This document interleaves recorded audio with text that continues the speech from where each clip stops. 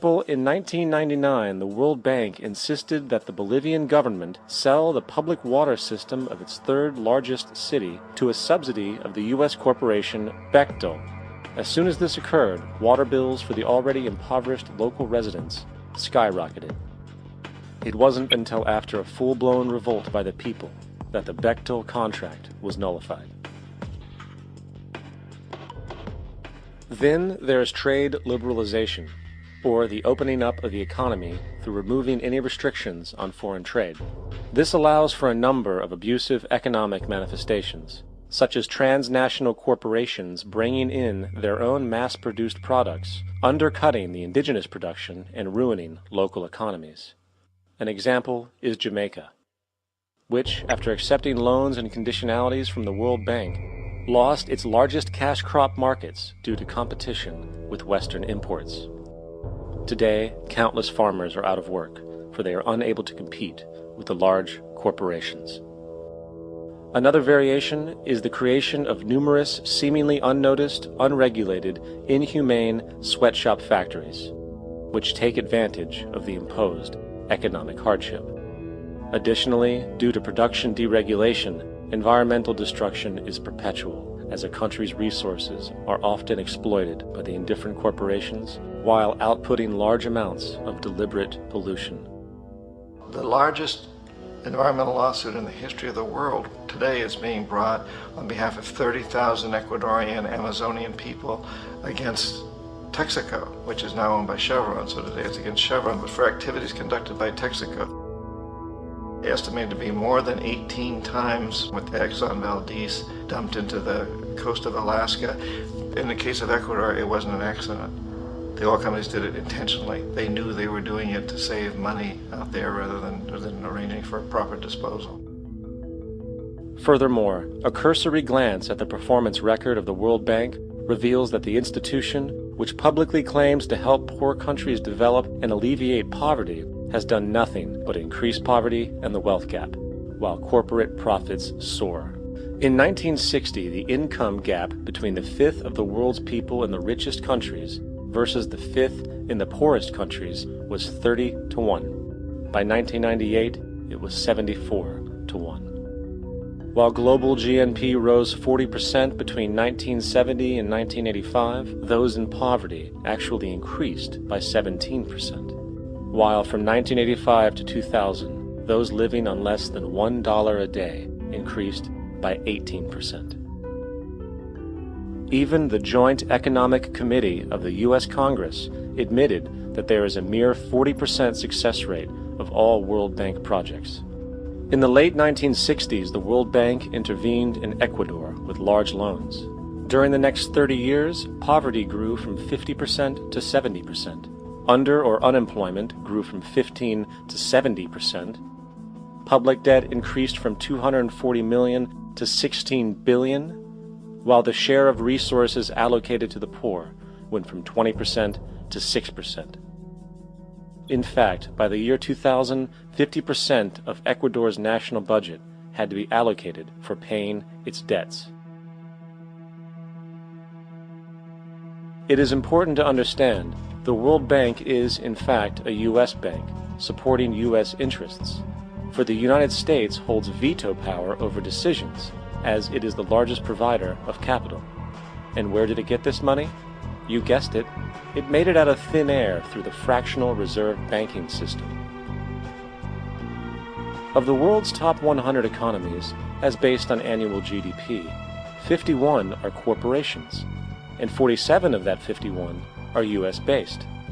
Walmart, General Motors, and Exxon are more economically powerful than Saudi Arabia, Poland, Norway, South Africa, Finland, Indonesia, and many others.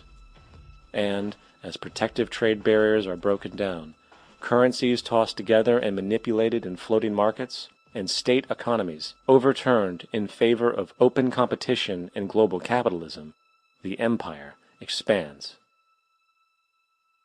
You get up on your little 21-inch screen and howl about America and democracy. There is no America. There is no democracy. There is only IBM and ITT and AT&T and DuPont, Dow, Union Carbide, and Exxon. Those are the nations of the world today. What do you think the Russians talk about in their councils of state? Karl Marx? They get out their linear programming charts, statistical decision theories, Minimax solutions, and compute the price-cost probabilities of their transactions and investments, just like we do. We no longer live in a world of nations and ideologies, Mr. Beale. The world is a college of corporations, inexorably determined by the immutable bylaws of business. The world is a business, Mr. Beale.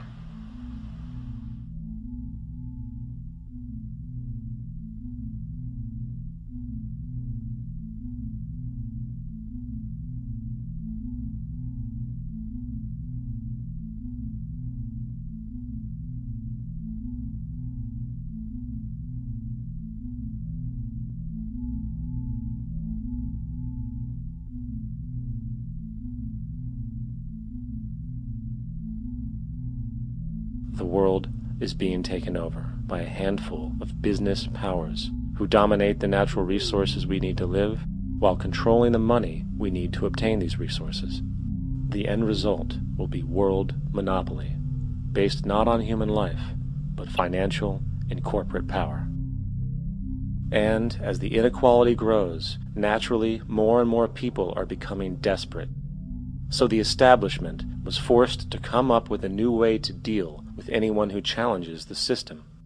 So they gave birth to the terrorist. The term terrorist is an empty distinction, designed for any person or group who chooses to challenge the establishment. This isn't to be confused with the fictional Al-Qaeda, which was actually the name of a computer database for the US-supported Mujahideen in the 1980s.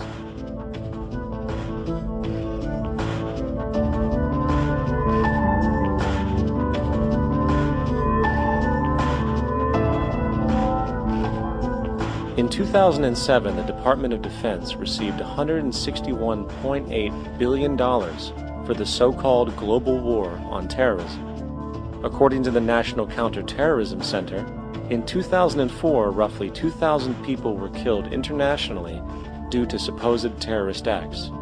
Of that number, 70 were American.